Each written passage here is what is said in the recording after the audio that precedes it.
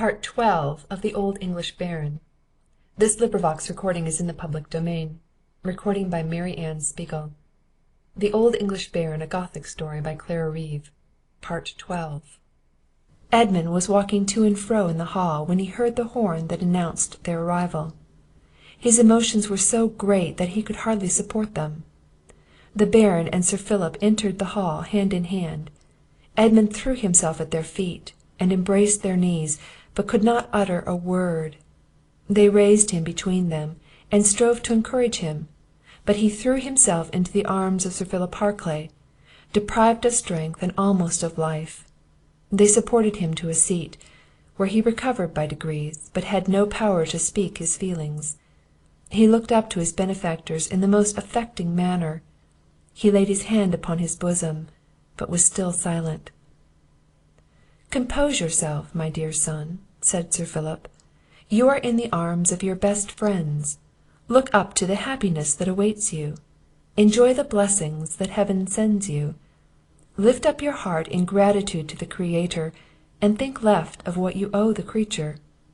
You will have time enough to pay us your acknowledgments hereafter." The company came round them. The servants flocked into the hall. Shouts of joy were heard on all sides. The Baron came and took Edmund's hand. "Rise, sir," said he, "and do the honours of your house. It is yours from this day. We are your guests, and expect from you our welcome." Edmund kneeled to the Baron. He spoke with a faltering voice. "My lord, I am yours. All that I have is at your devotion.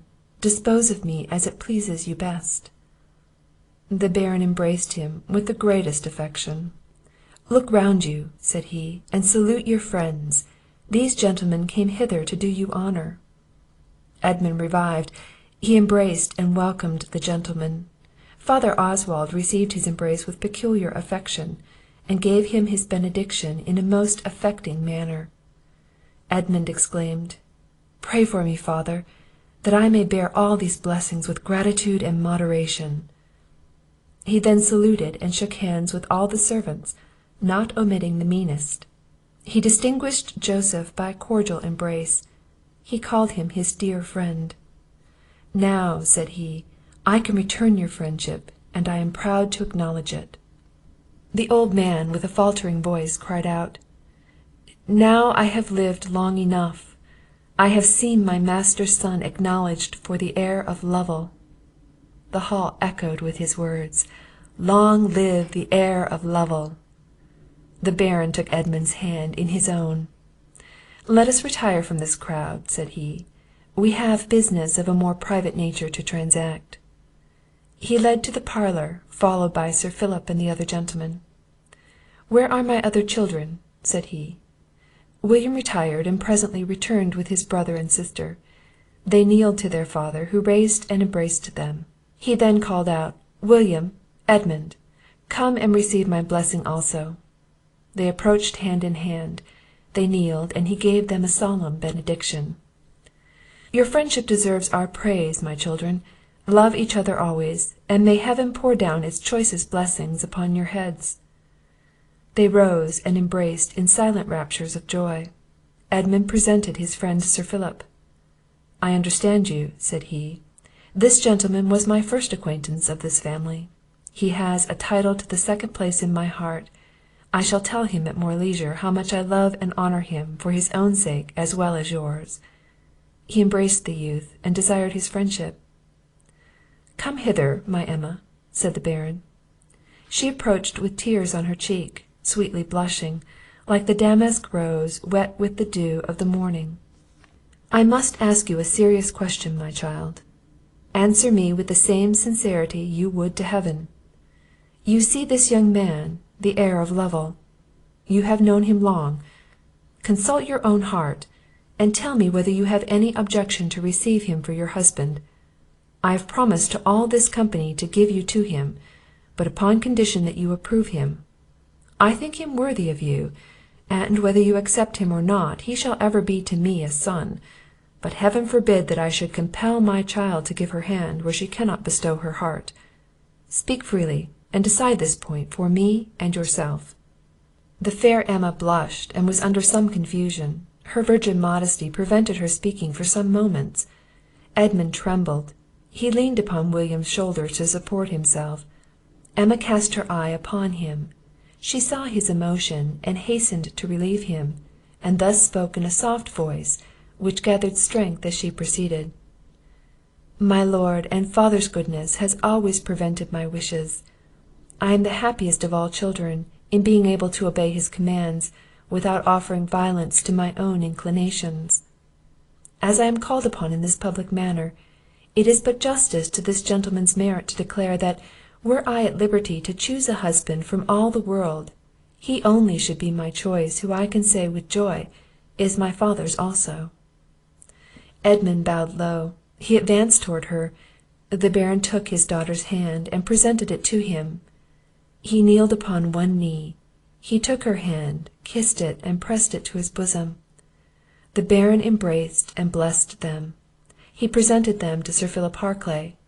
"Receive and acknowledge your children," said he. "I do receive them as the gift of heaven," said the noble knight. "They are as much mine as if I had begotten them. All that I have is theirs, and shall descend to their children for ever." A fresh scene of congratulation ensued, and the hearts of all the auditors were too much engaged to be able soon to return to the ease and tranquillity of common life.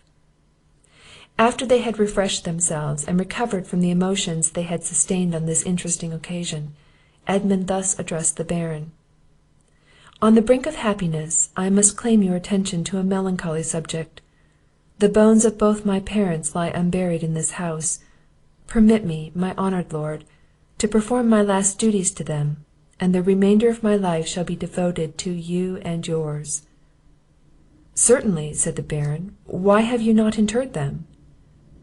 "My lord, I waited for your arrival, that you might be certified of the reality, and that no doubts might remain." "I have no doubt," said the Baron. "Alas! both the crime and punishment of the offender leave no room for them." He sighed. "Let us now put an end to this affair, and, if possible, forget it for ever." "If it will not be too painful to you, my lord, I would entreat you, with these gentlemen our friends, to follow me into the east apartment, the scene of my parents' woes, and yet the dawning of my better hopes." They rose to attend him. He committed the Lady Emma to the care of her youngest brother, observing that the scene was too solemn for a lady to be present at it. They proceeded to the apartment. He shewed the Baron the fatal closet, and the place where the bones were found, also the trunk that contained them. He recapitulated all that passed before their arrival. He shewed them the coffin where the bones of the unfortunate pair were deposited. He then desired the Baron to give orders for their interment. "No," replied he, "it belongs to you to order, and every one here is ready to perform it." Edmund then desired Father Oswald to give notice to the friars of the monastery of St. Austin, that with their permission the funeral should be solemnized there, and the bones interred in the church. He also gave orders that the closet should be floored, the apartment repaired and put in order. He then returned to the other side of the castle. Preparations being made for the funeral, it was performed a few days after. Edmund attended in person as chief mourner, Sir Philip Harclay as the second. Joseph desired that he might assist as servant to the deceased. They were followed by most people of the village. The story was now become public, and every one blessed Edmund for the piety and devotion with which he performed the last duties to his parents. Edmund appeared in deep mourning. The week after, he assisted at a mass for the repose of the deceased. Sir Philip Harclay ordered a monument to be erected to the memory of his friends, with the following inscription: "Pray for the souls of Arthur Lord Lovel and Marie his wife, who were cut off in the flower of their youth, by the treachery and cruelty of their near kinsmen. Edmund, their only son, 21 years after their death, by the direction of Heaven, made the discovery of the manner of their death, and at the same time proved his own birth. He collected their bones together, and interred them in this place, a warning and proof to late posterity of the justice of Providence and the certainty of retribution." The Sunday after the funeral Edmund threw off his mourning, and appeared in a dress suitable to his condition. He received the compliments of his friends with ease and cheerfulness, and began to enjoy his happiness. He asked an audience of his fair mistress, and was permitted to declare the passion he had so long stifled in his own bosom. She gave him a favourable hearing, and in a short time confessed that she had suffered equally in the suspense that was so grievous to him. They engaged themselves by mutual vows to each other, and only waited the Baron's pleasure to complete their happiness. Every cloud was vanished from their brows, and sweet tranquillity took possession of their bosoms. Their friends shared their happiness. William and Edmund renewed their vows of everlasting friendship, and promised to be as much together as William's other duties would permit. The Baron once more summoned all his company together. He told Edmund all that had passed relating to his brother-in-law, his exile, and the pilgrimage of Zadisky. He then related the circumstances of Sir Robert's engagement to Lord Clifford's daughter, his establishment in his uncle's seat, and his own obligations to return time enough to be present at the marriage. "But before I go," said he, "I will give my daughter to the heir of Lovel, and then I shall have discharged my duty to him, and my promise to Sir Philip Harclay." "You have nobly performed both," said Sir Philip, "and whenever you depart I shall be your companion." "What!" said Edmund, "am I to be deprived of both my fathers at once? My honoured lord, you have given away 2 houses; where do you intend to reside?" "No matter," said the Baron, "I know I shall be welcome to both." "My dear lord," said Edmund, "stay here, and be still the master. I shall be proud to be under your command, and to be your servant as well as your son." "No, Edmund," said the Baron, "that would not now be proper. This is your castle; you are its lord and master, and it is incumbent on you to shew yourself worthy of the great things Providence has done for you." "How shall I, a young man, acquit myself of so many duties as will be upon me, without the advice and assistance of my 2 paternal friends? Oh, Sir Philip, will you too leave me? Once you gave me hopes—" He stopped, greatly affected. Sir Philip said, "Tell me truly, Edmund, do you really desire that I should live with you?" "As truly, sir, as I desire life and happiness." "Then, my dear child, I will live and die with you." They embraced with tears of affection, and Edmund was all joy and gratitude. "My good lord," said Sir Philip, "you have disposed of 2 houses, and have none ready to receive you. Will you accept of mine? It is much at your service, and its being in the same country with your eldest son, will be an inducement to you to reside there." The Baron caught Sir Philip's hand. "Noble sir, I thank you, and I will embrace your kind offer. I will be your tenant for the present. My castle in Wales shall be put in repair in the mean time. If I do not reside there, it will be an establishment for one of my younger sons. But what will you do with your old soldiers and dependents?" "My lord, I will never cast them off. There is another house on my estate that has been shut up many years. I will have it repaired and furnished properly for the reception of my old men. I will endow it with a certain sum to be paid annually, and will appoint a steward to manage the revenue. I will continue it during the lives of the first inhabitants, and after that I shall leave it to my son here to do as he pleases." "Your son," said Edmund, "will make it the business of his life to act worthy of such a father." "Enough," said Sir Philip, "I am satisfied that you will. I purpose to reside myself in that very apartment which my dear friend your father inhabited. I will tread in his footsteps, and think he sees me acting his part in his son's family. I will be attended by my own servants, and whenever you desire it, I will give you my company. Your joys and griefs shall be mine. I shall hold your children in my arms, and their prattle shall amuse my old age, and, as my last earthly wish, your hands shall close my eyes."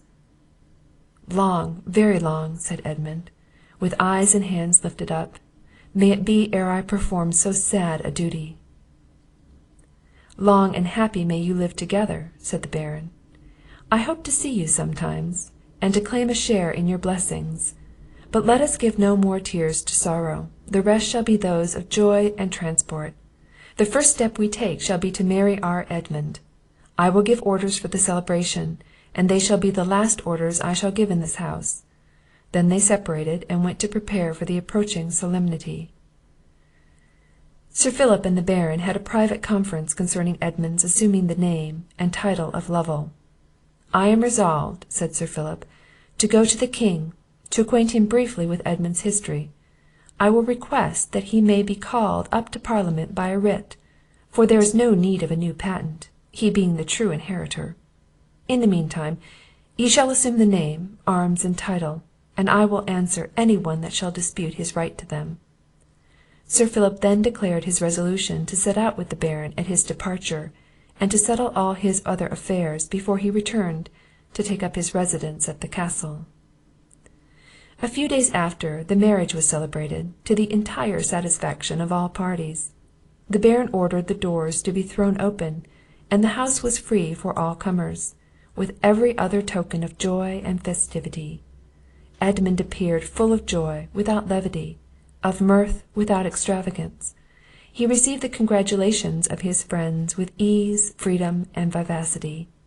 He sent for his foster father and mother, who began to think themselves neglected, as he had been so deeply engaged in affairs of more consequence, that he had not been particularly attentive to them. He made them come into the great hall, and presented them to his lady.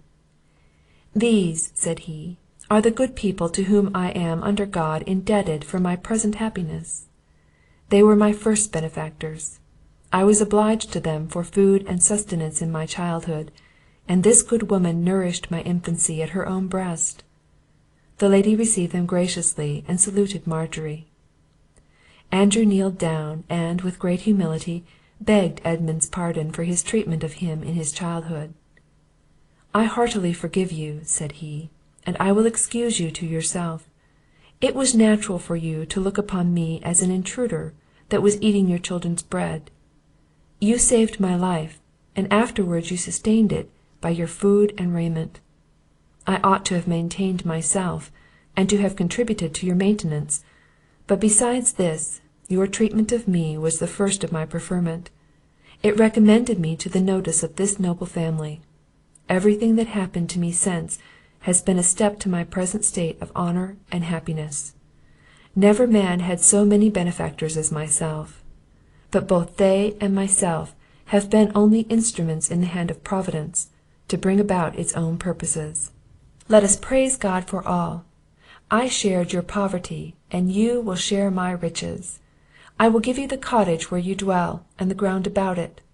I will also pay you the annual sum of 10 pounds for the lives of you both. I will put out your children to manual trades, and assist you to provide for them in their own station; and you are to look upon this as paying a debt, and not bestowing a gift. I owe you more than I can ever pay, and, if there be anything further in my power that will contribute to your happiness, you can ask nothing in reason that I will deny you." Andrew hid his face. "I cannot bear it," said he. "Oh, what a brute I was, to abuse such a child as this! I shall never forgive myself." "You must indeed, my friend, for I forgive and thank you." Andrew retired back, but Margery came forward. She looked earnestly on Edmund. She then threw her arms about his neck, and wept aloud. "My precious child, my lovely babe, thank God that I lived to see this day. I will rejoice in your good fortune and your bounty to us, but I must ask one more favour yet, that I may sometimes come hither and behold that gracious countenance, and thank God that I was honoured so far as to give thee food from my own breast, and to bring thee up to be a blessing to me and to all that know thee." Edmund was affected. He returned her embrace. He bade her come to the castle as often as she pleased, and she should always be received as his mother. The bride saluted her, and told her the oftener she came the more welcome she should be. Margery and her husband retired, full of blessings and prayers for their happiness. She gave vent to her joy by relating to the servants and neighbours every circumstance of Edmund's birth, infancy, and childhood. Many a tear was dropped by the auditors, and many a prayer wafted to heaven for his happiness. Joseph took up the story where she left it. He told the rising dawn of youth and virtue, darting its ray through the clouds of obscurity, and how every stroke of envy and malignity brushed away some part of the darkness that veiled its lustre. He told the story of the haunted apartment, and all the consequences of it, how he and Oswald conveyed the youth away from the castle, no more to return till he came as master of it. He closed the tale with praise to heaven for the happy discovery that gave such an heir to the house of Lovel, to his dependents such a lord and master, to mankind a friend and benefactor. There was truly a house of joy, not that false kind, in the midst of which there is heaviness, but that of rational creatures, grateful to the supreme benefactor, raising their minds by a due enjoyment of earthly blessings to a preparation for a more perfect state hereafter. A few days after the wedding, the Lord Fitz Owen began to prepare for his journey to the north. He gave Edmund the plate, linen, and furniture of the castle, the farming stock and utensils. He would have added a sum of money, but Sir Philip stopped his hand. "We do not forget," said he, "that you have other children. We will not suffer you to injure them. Give us your blessing and paternal affection, and we have nothing more to ask. I told you, my lord, that you and I should one day be sincere friends." "We must be so," answered the Baron. "It is impossible to be long your enemy. We are brothers, and shall be to our lives' end." They regulated the young man's household. The Baron gave leave to the servants to choose their master. The elder ones followed him, except Joseph, who desired to live with Edmund as the chief happiness of his life. Most of the younger ones chose the servants of the youthful pair. There was a tender and affectionate parting on all sides. Edmund besought his beloved William not to leave him. The Baron said he must insist on his being at his brother's wedding, as a due attention to him, but after that he should return to the castle for some time. The Baron and Sir Philip Harclay, with their train, set forward. Sir Philip went to London, and obtained all he desired for his Edmund.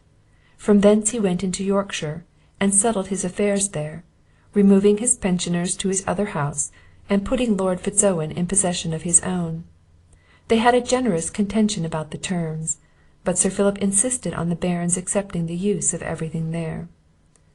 "You hold it in trust for a future grandchild," said he, "whom I hope to live to endow with it." During Sir Philip's absence, the young Lord Lovel caused the haunted apartment to be repaired and furnished for the reception of his father by adoption. He placed his friend Joseph over all his men servants, and ordered him to forbear his attendance; but the old man would always stand at the sideboard, and feast his eyes with the countenance of his own master's son, surrounded with honour and happiness. John Wyatt waited upon the person of his lord, and enjoyed his favour without abatement. Mr. William Fitz Owen accompanied Sir Philip Harclay from the north country, when he returned to take up his residence at the castle of Lovel. Edmund, in the arms of love and friendship, enjoyed with true relish the blessings that surrounded him, with a heart overflowing with benevolence to his fellow creatures, and raptures of gratitude to his Creator. His lady and himself were examples of conjugal affection and happiness. Within a year from his marriage, she brought him a son and heir, whose birth renewed the joy and congratulations of all his friends. The Baron Fitz Owen came to the baptism, and partook of his children's blessings.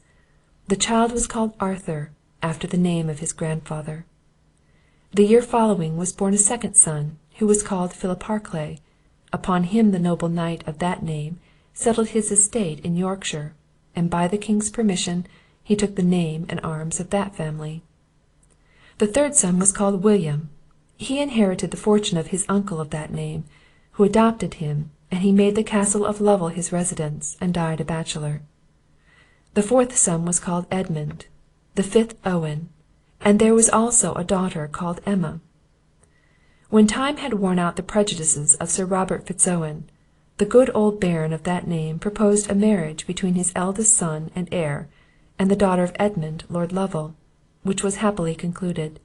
The nuptials were honoured with the presence of both families, and the old Baron was so elevated with this happy union of his descendants, that he cried out, "Now I am ready to die. I have lived long enough. This is the band of love that unites all my children to me, and to each other." He did not long survive this happy event. He died full of years and honours, and his name was never mentioned but with the deepest marks of gratitude, love, and veneration. Sweet is the remembrance of the virtuous, and happy are the descendants of such a father. They will think on him and emulate his virtues. They will remember him, and be ashamed to denigrate from their ancestor. Many years after Sir Philip Harclay settled at the castle, he received tidings from his friend Zadisky, by one of the 2 servants who attended him to the Holy Land. From him he learned, that his friend had discovered, by private advices, that he had a son living in Palestine, which was the chief motive of his leaving England; that he had met with various adventures in pursuit of him; that at length he found him, converted him to the Christian religion, and then persuaded him to retire from the world into a monastery by the side of Mount Libanus, where he intended to end his days; that Walter, commonly called Lord Lovel, had entered into the service of the Greek Emperor, John Palaeologus, not bearing to undergo a life of solitude and retirement; that he made up a story of his being compelled to leave his native country by his relations, for having accidentally killed one of them, and that he was treated with great cruelty and injustice; that he had accepted a post in the Emperor's army, and was soon after married to the daughter of one of the chief officers of it. Zadisky foresaw and lamented the downfall of that empire, and withdrew from the storm he saw approaching. Finally, he bade the messenger tell Sir Philip Harclay and his adopted son, that he should not cease to pray for them, and desired their prayers in return. Sir Philip desired Lord Lovel to entertain this messenger in his service. That good knight lived to extreme old age in honour and happiness, and died in the arms of his beloved Edmund, who also performed the last duties to his faithful Joseph. Father Oswald lived many years in the family as chaplain. He retired from thence at length, and died in his own monastery. Edmund Lord Lovel lived to an old age, in peace, honour, and happiness. He died in the arms of his children. Sir Philip Harclay caused the papers related to his son's history to be collected together. The first part of it was written under his own eye in Yorkshire, the subsequent parts by Father Oswald at the Castle of Lovel. All of these, when together, furnish a striking lesson to posterity, of the overruling hand of Providence, and the certainty of retribution. End of Part 12. End of The Old English Baron, by Clara Reeve.